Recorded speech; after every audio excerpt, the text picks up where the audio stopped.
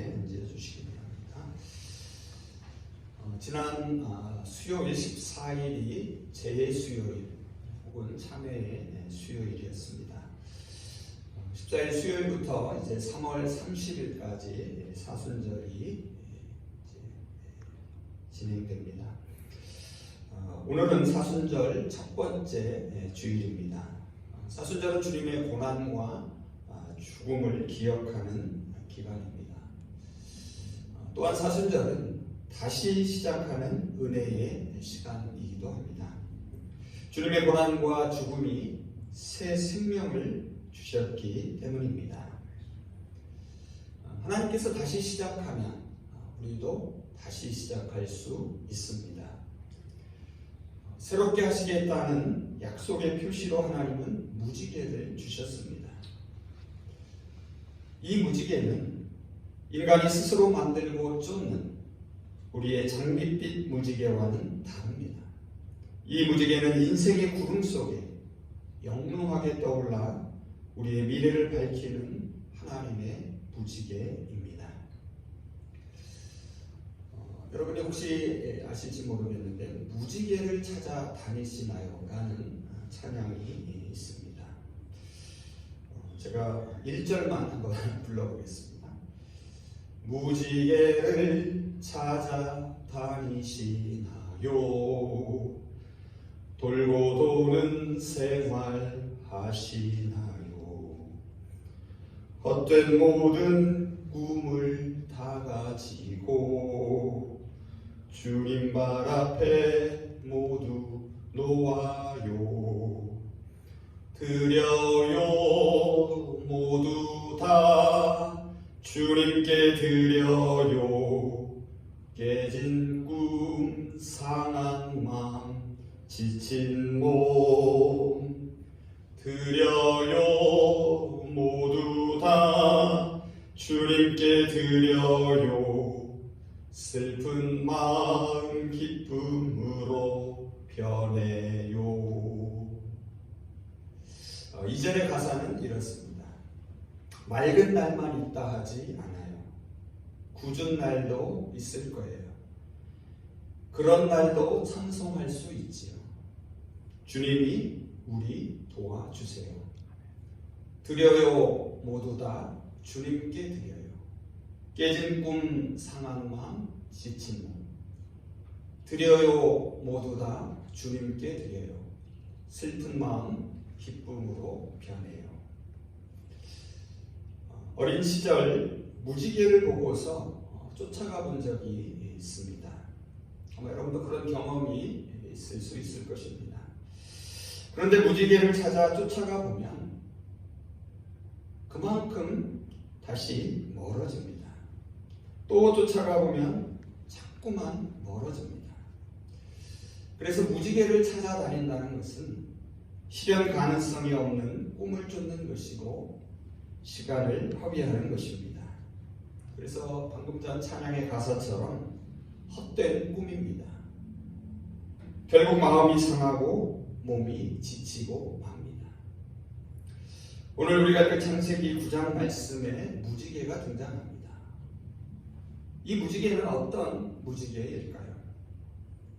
13절을 한번 보시기 바랍니다. 내가 내 무지개를 구름 속에 두었나니 이것이 나와 세상 사이의 언약의 증거니라. 여기서 증거는 사인 혹은 표시를 의미합니다. 무지개는 끝을 알리는 사인입니다. 무지개는 다시 시작하는 표시입니다. 특별히 오늘 우리가 함께 읽은 본문은 다시 시작하시려는 하나님의 다짐과 결심을 잘 보여줍니다. 11절을 한번 보시기 바랍니다. 내가 너희와 언약을 세우리니 다시는 모든 생물을 홍수로 멸하지 아니할 것이라. 땅을 멸할 홍수가 다시 있지 아니하리라. 여러분 이 한 절 말씀을 보시면은 다시라는 말이 두 차례 등장합니다. 그런데 이 다시라는 말을 우리말 사전에서 찾아보면 두 가지 의미가 있습니다. 하나는 이전의 행동을 반복해서 되풀이한다는 뜻입니다. 또 다른 하나는 방법이나 방향을 달리 고쳐서 새로이 한다는 뜻입니다. 자, 그래서 11절에 두 번 반복되는 다시라는 말에서 우리는 두 가지 사실을 알 수 있습니다. 첫째는 이미 하나님께서 땅의 모든 생물을 멸하셨다는 사실입니다. 다음 둘째는 하지만 다시는 하나님께서 이전처럼 홍수로 땅의 모든 생물을 멸하지 않겠다고 결심하셨다는 사실입니다. 하나님이 다시 새로이 시작하시겠다는 것입니다. 창세기 1장에서 창조 이야기가 시작됩니다. 태초에 하나님께서 천지 만물을 지으십니다. 창조된 세상은 어땠습니까? 하나님 보시기에 참으로 선하고 좋았습니다. 특히 하나님께서 사람을 만들고 바라보시면서 심히 좋다고 말씀하셨습니다. 천지 창조의 이야기는 2장에서 끝이 납니다. 그리고 3장으로 넘어가면 첫사람 아담과 하와의 타락 이야기가 나옵니다. 그들은 하나님께서 하지 말라고 금하신 일을 했습니다. 사실 그것 하나 외에는 모든 것이 허락되었습니다. 하지만 그들은 그것만을 하지 말라고 하신 바로 그것을 어기고 맙니다. 여러분, 아담과 하와의 이러한 행동을 어떻게 생각하십니까? 우리는 그들처럼 하지 않으리라 장담할 수 있을까요? 한번 이런 상상을 한번 해보시기 바랍니다. 여기에 아주 커다란 하얀 종이가 있다고 생각해 보십시오. 그리고 큰 종이 한가운데에 작은 점 하나가 있다고 상상해 보십시오. 자, 무엇이 저와 여러분 눈에 먼저 띄겠습니까? 작은 점 하나일까요? 아니면 하얀 종이의 여백들일까요? 다 보셨습니까?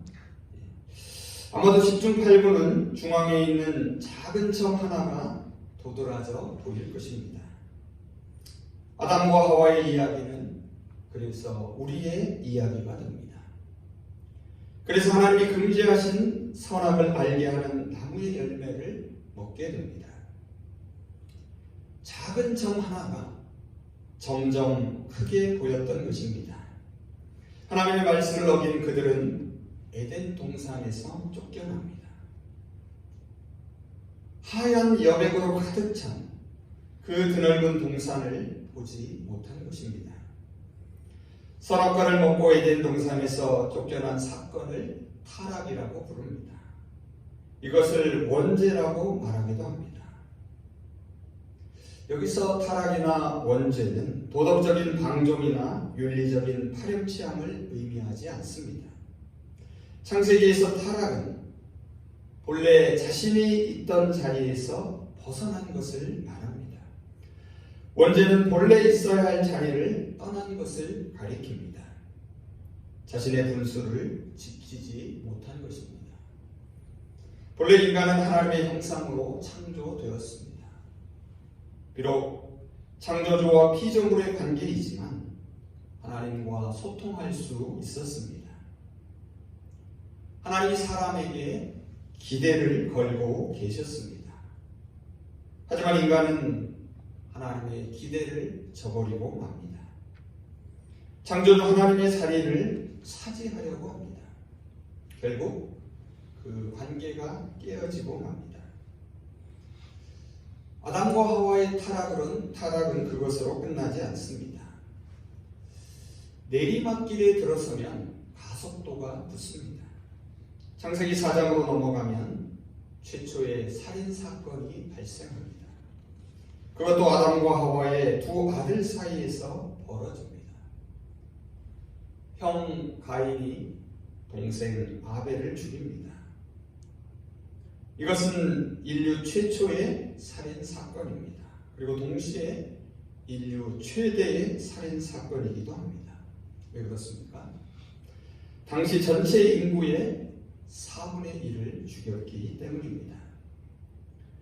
3장에서 시작된 인류의 타락은 창세기 6장에서 파국으로 치닫습니다. 추락하는 것에는 날개가 없습니다. 하나님은 걷잡을 수 없이 계속되는 인간의 타락과 죄악을 더 이상 그냥 두고 보실 수 없었습니다. 창세기 6장 5절 6절입니다. 여호와께서 사람의 죄악이 세상에 가득함과 그의 마음으로 생각하는 모든 계획이 항상 악할 뿐임을 보시고 땅 위에 사람 지으셨음을 한탄하사 마음에 근심하시고. 하나님은 사람을 지으신 것을 후회하십니다. 가슴 아파하시며 심판을 결심하십니다. 창세기 6장 7절입니다. 내가 창조한 사람을 내가 지면에서 쓸어버리되 사람으로부터 가축과 기는 것과 공중의 새까지 그리하리니 이는 내가 그것들을 지었음을 한탄함이라 하시니라. 여러분, 인간의 부패가 하나님으로 하여금 창조를 후회하게 만들었습니다. 인간의 타락이 아름다운 창조 세계를 심판하게 된 이유가 되었습니다.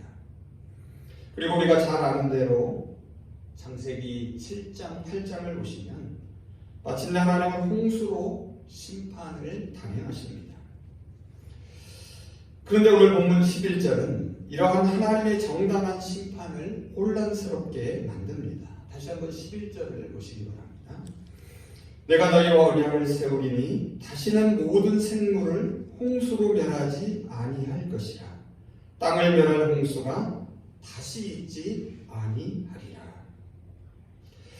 하나님은 다시는 인간의 타락과 범죄에 대해 이러한 심판을 반복하지 않겠다고 다짐하십니다. 그런데 이 다짐은 앞선 창세기 8장 21절에서 이미 밝히신 바가 있습니다.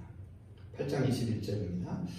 내가 다시는 사람으로 말미암아 땅을 저주하지 아니하리니 이는 사람의 마음이 계획하는 바가 어려서부터 악함이라.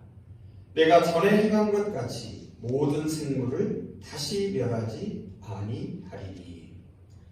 여러분, 여기서 잘 한번 생각해 보십시오. 인간의 죄악과 그 악함이 하나님께서 세상을 홍수로 심판해야 했던 이유였습니다. 하나님의 심판을 통하여 인간이 자신들의 죄악을 반성하고 돌이키기를 기대했습니다. 그들이 새롭게 다시 시작하기를 바랐습니다. 하지만 결과는 어떠했습니까? 홍수로 심판을 한 이후에도 인간은 전혀 변하지 않았습니다. 여전히 인간의 마음이 계획하는 바가 악하였다고 말합니다. 이어지는 8장 22절을 보시면 하나님의 홍수로 심판을 단행하셨지만 피조 세계도 전혀 변하지 않았습니다. 8장 22절입니다. 땅이 있을 동안에는 심음과 거둠과 추위와 더위와 여름과 겨울과 낮과 밤이 쉬지 아니하리라.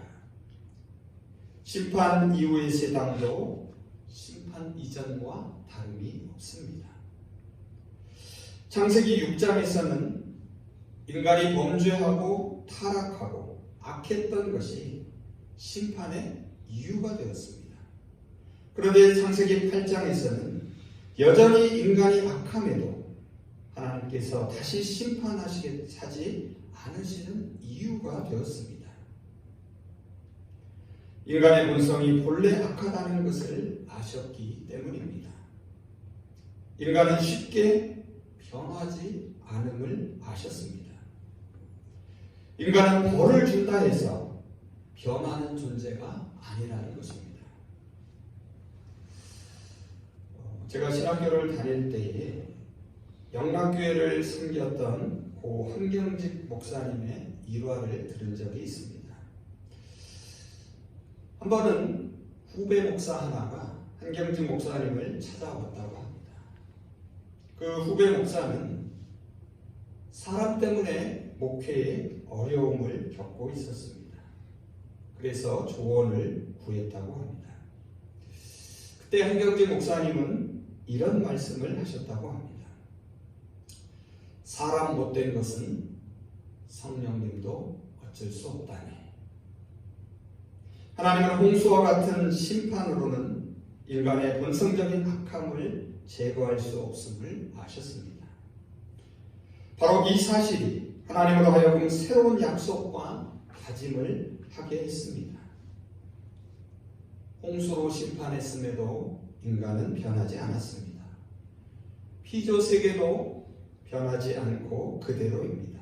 그런데 놀랍게도 하나님께서 변하십니다. 하나님이 마음을 바꾸심으로 이제 인간이 다시 시작할 수 있게 됩니다. 오늘 우리가 함께 읽은 창세기 9장 8절 이하의 말씀이 바로 하나님의 다짐과 새로운 약속의 내용입니다. 하나님은 이제 마음을 바꾸시고 계획을 변경하십니다. 자, 이것은 무엇을 의미합니까? 홍수 심판 자체가 하나님의 궁극적인 목적이 아니었음을 말해줍니다. 하나님의 인내가 인간의 변화를 기대하게 합니다. 하나님의 사랑과 은혜가 인간이 다시 시작하는 기회가 됩니다. 이제 하나님은 스스로 언약을 세우십니다. 그리고 이를 통하여 새로운 다짐이 영원히 변치 않을 것을 보여주십니다. 오늘 우리는 창세기 9장 8절에서 17절 말씀을 읽었습니다. 정확히 10절 말씀입니다. 이 10절 말씀 속에 무지개의 색이 7개인 것처럼 언약이라는 낱말이 정확히 7번 등장합니다. 7, 이 7이라는 수는 또한 완전함을 상징합니다. 이제 하나님의 완전한 언약에 대하여 생각해 보겠습니다. 먼저 9절과 11절을 보시면 하나님께서 친히 언약을 세우십니다. 다시 한번 11절을 읽습니다. 내가 너희와 언약을 세우리니 다시는 모든 생물을 홍수로 멸하지 아니할 것이라. 땅을 멸할 홍수가 다시 있지 아니하리라. 여러분, 언약이라는 것이 무엇입니까? 두 당사자가 서로를 위하여 어떤 일을 하기로 미리 정하여 말로써 약속하는 것을 말합니다. 그런데 하나님이 노아와 그의 아들들과 세운 언약은 하나님께서 일방적으로 맺으시는 약속입니다. 그래서 15절을 보시면 우리의 언약이 아니라 누구의 언약입니까? 내 언약이라고 말씀하십니다. 주도권은 언제나 하나님께 있습니다. 우리 인간은 일방적인 수혜자가 되는 약속입니다. 그래서 이 언약에서 사람이 약속을 지키기 위해 해야 할 일들에 대한 구체적 언급이 없습니다. 오히려 인간의 행위와 상관없이 하나님이 이 약속을 반드시 지키시겠다고 말씀하실 뿐입니다. 그리고 이 언약은 사람들과만 세운 약속이 아닙니다. 이 언약은 피조세계 모든 생물들과 맺는 약속입니다. 또한 노아의 후손들과도 세운 약속이기도 합니다. 다음 둘째로 2절, 13절 그리고 17절을 보시면 하나님은 언약의 증거를 보여주십니다. 13절입니다. 내가 내 무지개를 구름 속에 두었나니 이것이 나와 세상 사이의 언약의 증거니라. 하나님이 세우신 언약의 확실성을 보여주는 증거가 바로 무지개입니다. 그래서 무지개는 약속이 변치 않는다는 표시입니다. 그런데 여기서 우리는 두 가지를 주목할 필요가 있습니다. 하나는 하나님께서 그 무지개를 내 무지개라고 말씀하고 계시다는 사실입니다. 즉 하나님의 무지개라는 말입니다. 이것은 인간이 스스로 만들고 쫓는 장밋빛 무지개와는 다름을 말해줍니다. 내 무지개는 하나님이 약속하시고 하나님이 만들어 가시는 미래입니다. 새로운 시작입니다. 또 다른 하나는 이 무지개가 어디에 있습니까? 구름 속에 있다는 사실입니다. 여기서 구름은 홍수를 일으키는 비를 연상시킵니다. 그래서 구름은 우리 인간이 이 땅에서 겪는 온갖 역경과 시련을 상징합니다. 마지막 셋째로 15절, 16절을 보시면 하나님은 이 무지개를 보고 당신의 언약을 기억하시겠다고 말씀하십니다. 15절, 16절을 보시기 바랍니다. 내가 나와 너희와 및 육체를 가진 모든 생물 사이에 내 언약을 기억하리니 다시는 우리 모든 육체를 멸하는 홍수가 되지 아니할지라. 무지개가 구름 사이에 있으리니 내가 보고 나 하나님과 모든 육체를 가진 땅의 모든 생물 사이에 영원한 언약을 기억하리라. 하나님은 무지개를 보시고 당신의 약속을 기억하십니다. 인생의 먹구름이 몰려올 때가 있습니다. 하나님은 먹구름 속에 무지개를 숨겨 두셨습니다. 하나님이 먼저 무지개를 보십니다. 그래서 무지개는 심판이 끝났음을 보여줍니다. 무지개는 새로운 시작을 알립니다. 바라기는 하나님께서 구름 속에 무지개를 숨겨두셨음을 기억하시기 바랍니다. 무지개를 바라보고 계시는 그 하나님을 생각하시기 바랍니다. 당신의 언약을 기억하시는 그 하나님을 꼭 기억하시기 바랍니다. 이제 말씀을 정리해 보겠습니다. 홍수 직후에 하나님은 노아와 새로운 언약을 세우십니다. 하나님은 내 언약을 기억하겠다고 말씀하십니다. 하나님이 마음을 바꾸십니다. 계획을 변경하십니다. 홍수의 심판 자체가 하나님의 궁극적인 목적이 아니었습니다. 하나님의 징벌이 사람의 변화를 가져오는 것이 아니라 하나님의 사랑이 인간의 변화를 기대하게 합니다. 하나님의 언약이 인간을 새롭게 합니다. 하나님의 약속은 다시 시작하게 하는 은혜입니다. 하나님은 노아와 그 당대 사람들과만 언약을 세우신 것이 아닙니다. 그의 후손들과도 세우십니다. 그래서 이 언약은 하나님이 저와 여러분과 세우신 약속이기도 합니다. 하나님은 언약의 증거, 그 확실한 표시로 무지개를 두셨습니다. 내 무지개라고 말씀하십니다. 무지개는 구름 속에 있습니다. 우리가 땅에서 겪는 시련의 구름 속에 하나님의 무지개가 있음을 기억하시기 바랍니다. 하나님이 무지개를 보시고 당신의 언약을 기억하십니다. 하나님의 무지개는 심판이 끝났음을 보여줍니다. 하나님의 무지개는 새로운 시작을 알립니다. 무지개 언약은 내가 무언가를 해야 하는 것이 아닙니다. 내가 받게 되는 은혜에 대한 것입니다. 나에 대한 것이 아니라 하나님에 대한 것이기 때문입니다. 하나님의 은혜가, 하나님의 사랑이 결국 우리를 새롭게 변화시킵니다. 지금도 무지개를 바라보고 계시는 그 하나님을 떠올리시기 바랍니다. 하나님은 구름 속 무지개를 볼 때마다 우리를 생각하시고 당신의 언약을 기억하십니다. 약속을 지키시는 신실하신 하나님을 기억하시기 바랍니다. 하나님께 모든 것을 내어 맡겨 드리시기 바랍니다.